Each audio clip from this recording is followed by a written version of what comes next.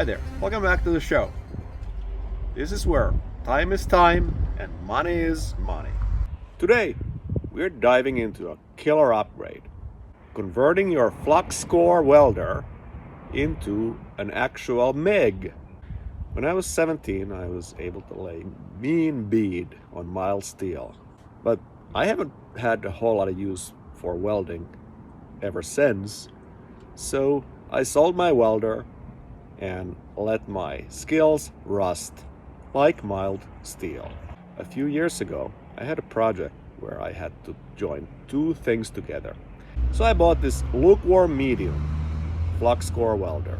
Renting a bottle from Airgas is not really cost efficient for welding once a year, so I elected for flux core. And I've been welding with the same 2-pound spool for 13 years. Recently, I started a more ambitious project and I needed strong welds. I started welding DOM pipe and I wasn't getting the pieces stuck together. I was just not getting the penetration that I needed. The dog shit will clean up pretty okay with a grinder, but the welds were too weak. I was able to break the weld by hitting it with a large Tanya Harding.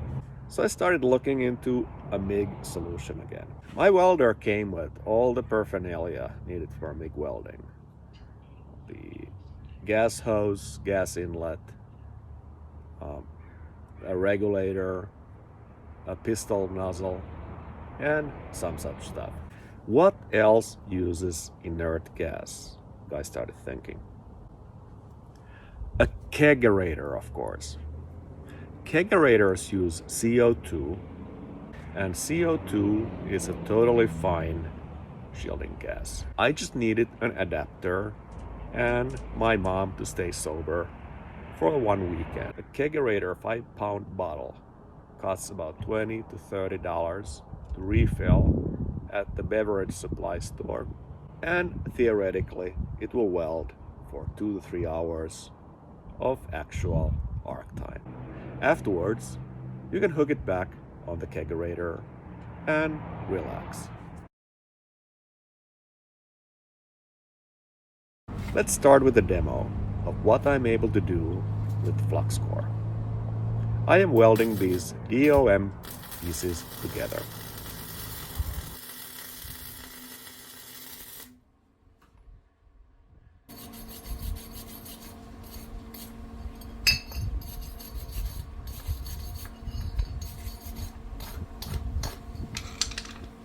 Well, that worked a little bit too well.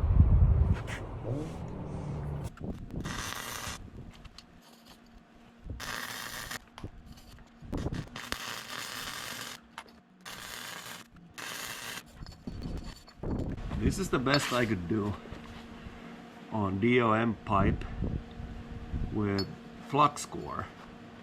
I mean, after cleaning it up, probably doesn't look too bad at all, but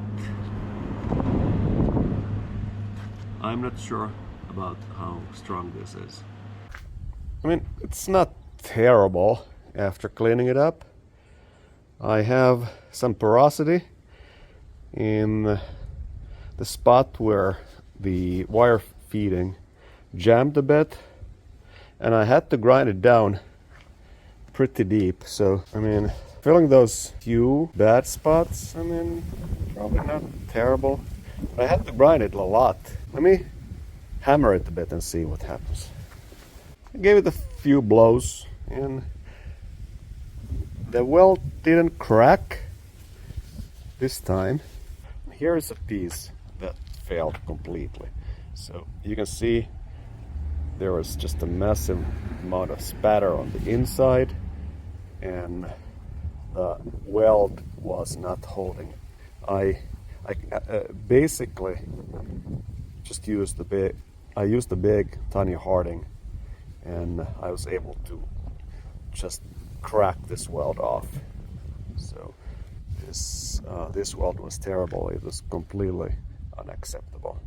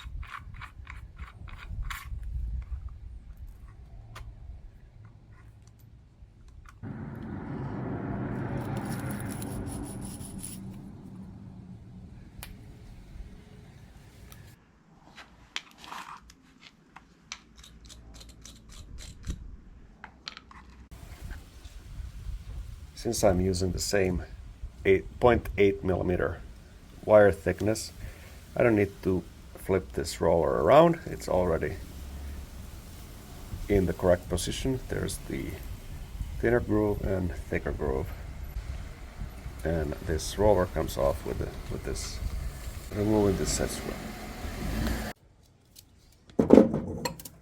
This wire really likes to escape.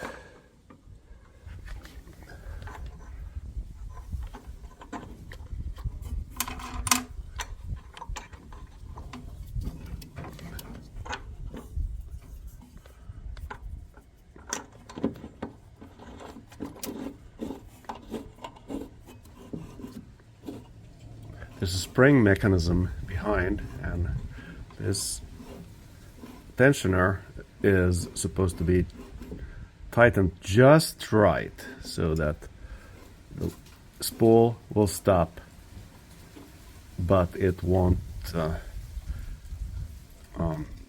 prevent the wire feeding through. Like so, and feed it through. And this wire is really escape happy.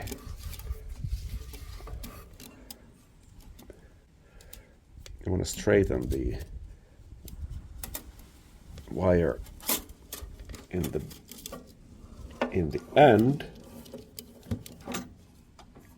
for easier feed through. Sometimes it's tricky, sometimes it's not.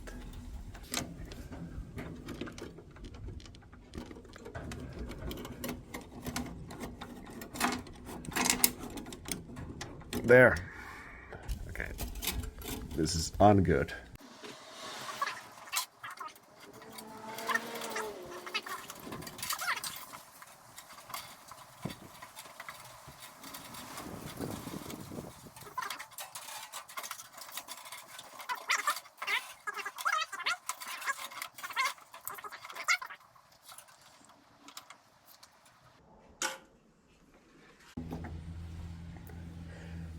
Now the wire is through. Close the hatch. And the wire is going to get squeezed between these two rollers, and this is the critical adjustment for not slipping but not binding.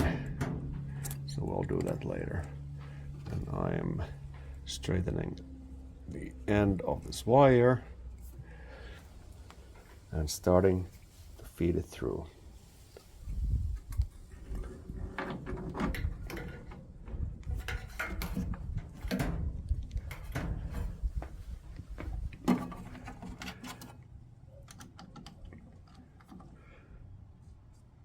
This locks in place with this set screw.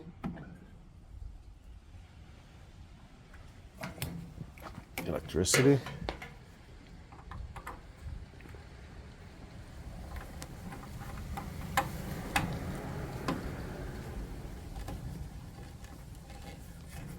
Like so.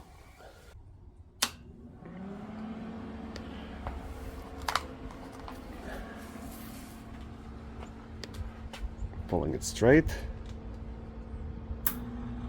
starting to feed it until it's through. And we monitor the spool so it won't snag.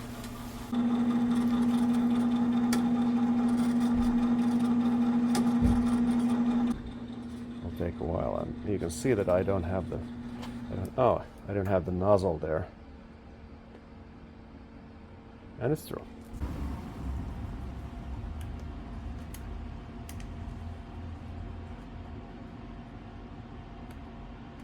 The tip, I'm putting the tip back on.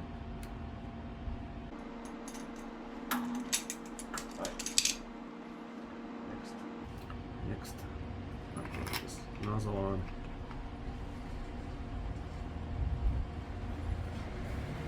And tight. Right.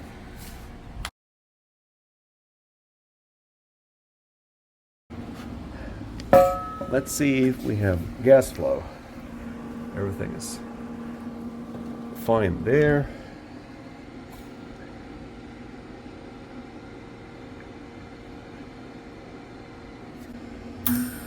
can see roughly 20 cf or 10 liters per minute, and yeah, works. It's suddenly way too windy to weld here anything proper, but let me try this rusty piece for practice first. So see, here is my practice piece with flux core, and see all the spatter. I mean, this is thin flat stock, so it's pretty easy to penetrate, but it's super ugly. So let's see what happens in the wind with gas.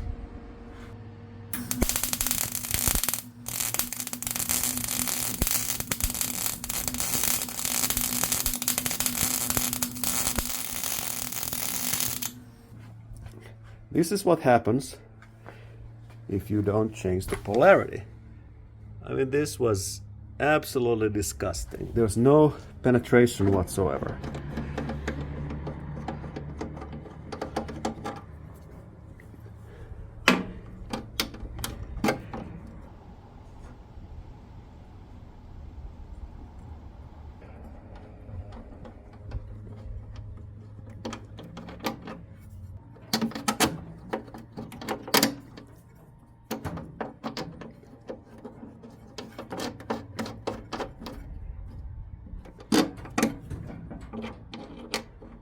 My welding cart is a bit wobbly. One of the casters is broken. Maybe I should weld it back together.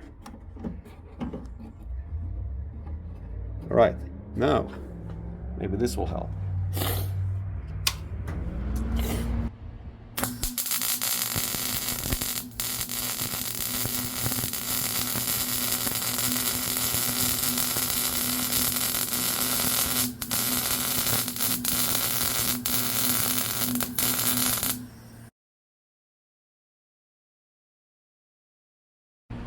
Let me try to weld something completely unprepared.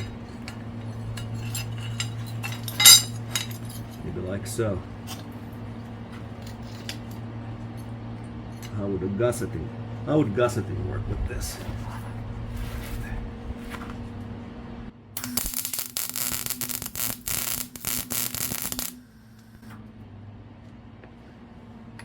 Okay, my first tack weld is really good.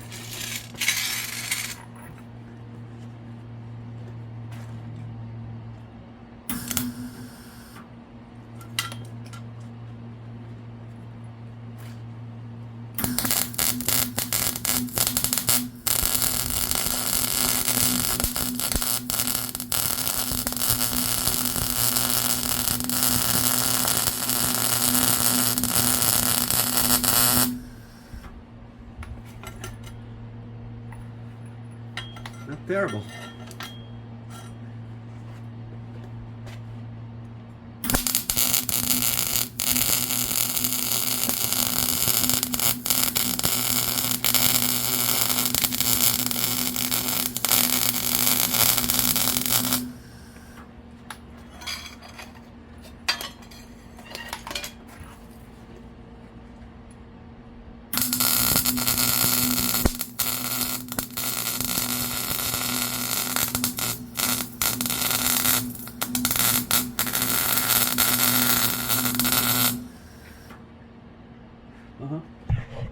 Okay, my first actual weld. It is not bad at all, considering it's windy here. How does it look on the inside?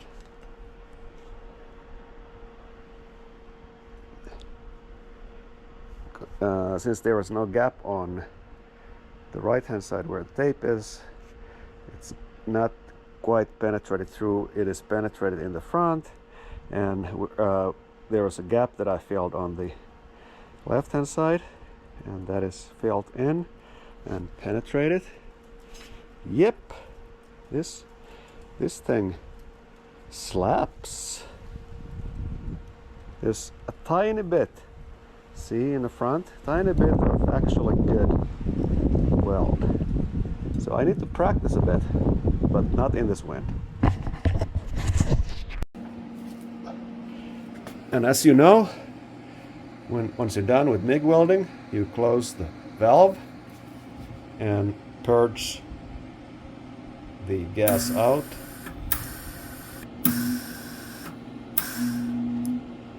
All right, there you go.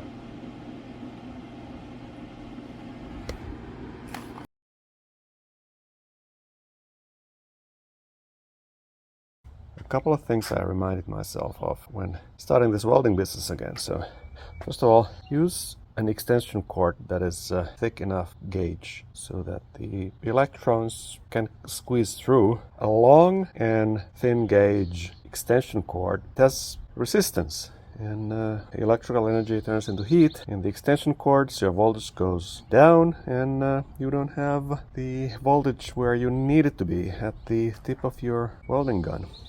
Another thing is never weld in a t-shirt. That is super bad for you. And use proper welding gloves, not gardening gloves made of plastic. Now, there was an incident and I just happened to lose my good welding gloves, so we have to deal with these now. Treat your welding gun gently. The tip and the stuff there, it's soft brass and soft copper, and they damage easily, so throwing them around is bad for them.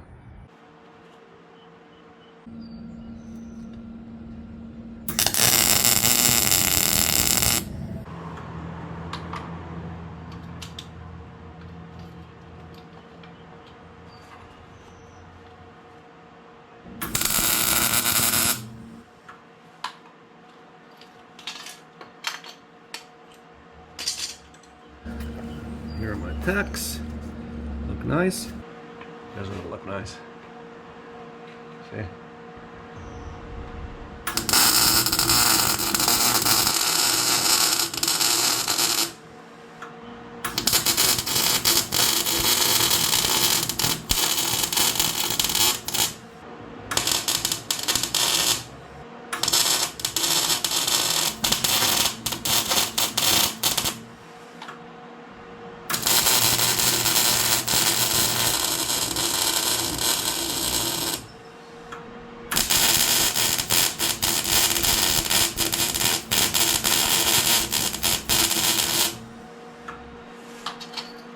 Right. So here's my weld. It's a bit thick, so it is not flowing like so. With this 110 volt welder, I don't seem to have quite the heat I need for this. The bead is like around it, not like. See.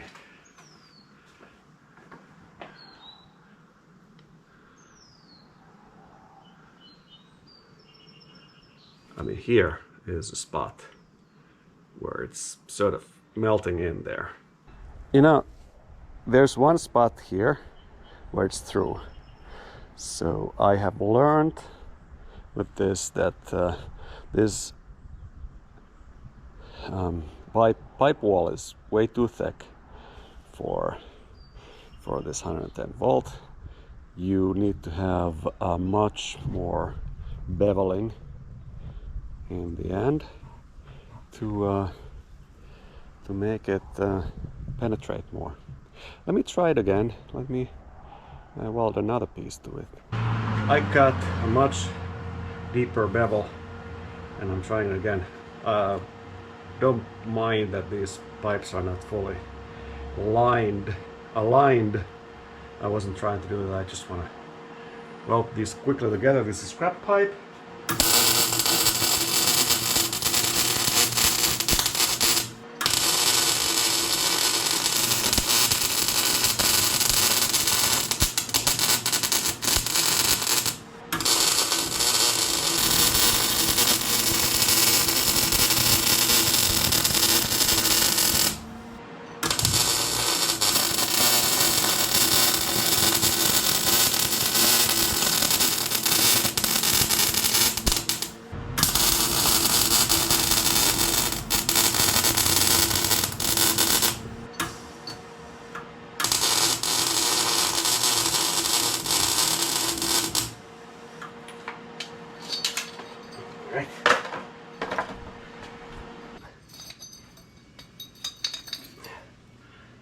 is. There it is. So this time I had more bevel. I was pushing the weld and I was going uphill, and you can see it looks pretty good for penetration. I mean, I was doing like C pattern here, and I had a lot of stops and starts, so yeah. There's some spatter, you can see, and that can be expected with CO2, but yeah, you can have penetration if you prepare your piece. So I think this is sort of what's good enough for me, and something that I can live with. So here's the difference of just beveling. So this was beveled really deep, and this was beveled not so deep, and yeah, it's technique. I mean, even a crappy welder can do what you need if you just practice, and I'm just talking about myself because I don't really have that practice. I haven't welded for, I don't know, almost 40 years, and so it takes practice to make it good. Practice makes better. So yeah, I learned a lot of things doing this video, making this video, and I hope you enjoyed this skill-less garage. That's all for the show. See you next week.